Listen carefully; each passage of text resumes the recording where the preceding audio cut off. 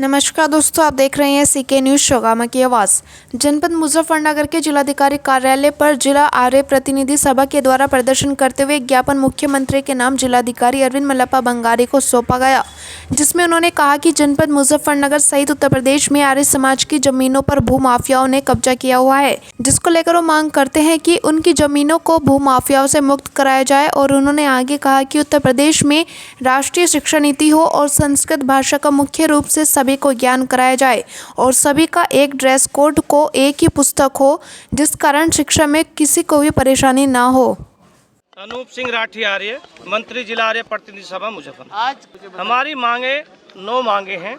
प्रथम मांग है कि आर्य समाज की संपत्तियों पर जो अवैध कब्जे हुए हैं, शासन प्रशासन हमारा सहयोग नहीं कर रहा है। माननीय महामहिम राष्ट्रपति महोदय, माननीय प्रधानमंत्री महोदय, माननीय राज्यपाल महोदय, माननीय मुख्यमंत्री महोदय उत्तर प्रदेश योगी जी, हमारा सभी से निवेदन है कि जो आर्य समाज की संपत्तियों पे अनार्य दुष्ट लोगों ने कब्जा किया है, उन्हें कब्जा मुक्त करवाया जाए। देश में एक राष्ट्रीय शिक्षा नीति हो, संस्कृत भाषा अनिवार्य भाषा के रूप में पढ़ाई जाए। देश में सभी स्कूलों विद्यालयों में एक समान कोर्स हो।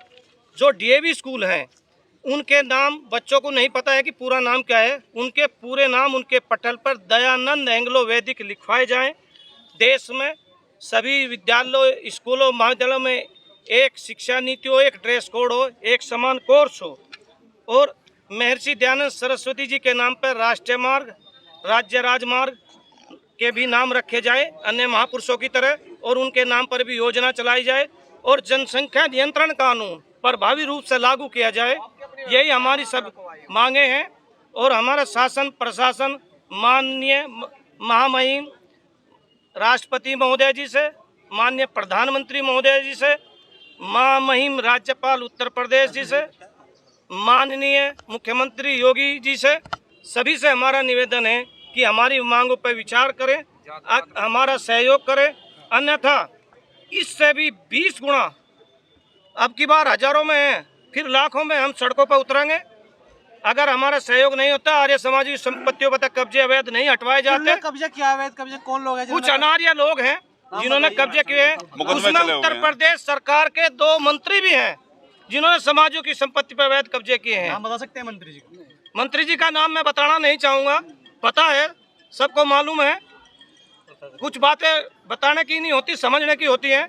हमारा उन्हें खुला चैलेंज है कि वे तो समाज की संपत्ति, क्योंकि आर्य समाज ने देश की क्रांति में 85.6% क्रांतिकारी दिए, योगदान दिया। पट्टाभी सितार मैया इतिहासकार स्पष्ट लिखते हैं कि देश को आज़ाद कराने में जो एक केवल और केवल मुख्य रूप से आर्य समाज का योगदान है। हमारा यही कहना है कि हम उन्हें चेताना चाहते हैं, उन अनार्यों को कहते हैं कि वे समाज की संपत्तियों से हट जाएं, अन्यथा आर्य समाज सड़कों पर उतर के ऐसे दुष्टों को सड़कों पर दौड़ा के पीछे दे रहे हैं उन मंत्रियों को कि इतने दिन का समय है, इसलिए उन्हें हम 1 माह का समय दे रहे हैं। या तो 1 माह में संपत्तियां छोड़ दें, अन्य उनके खिलाफ देश में पूरा बिगुल बजा जाएगा। प्रदेश में सब आर्य समाजी सड़कों पर उतरेंगे, उनके खिलाफ झंडे नारे सब लगाए जाएंगे। चुनाव में अगर हमारा सहयोग जो है सरकार नहीं करती है, आर्य समाज की संपत्तियों से अवैध कब्जाधारियों को नहीं हटवाती है, तो समर्थन पर विचार किया जाएगा।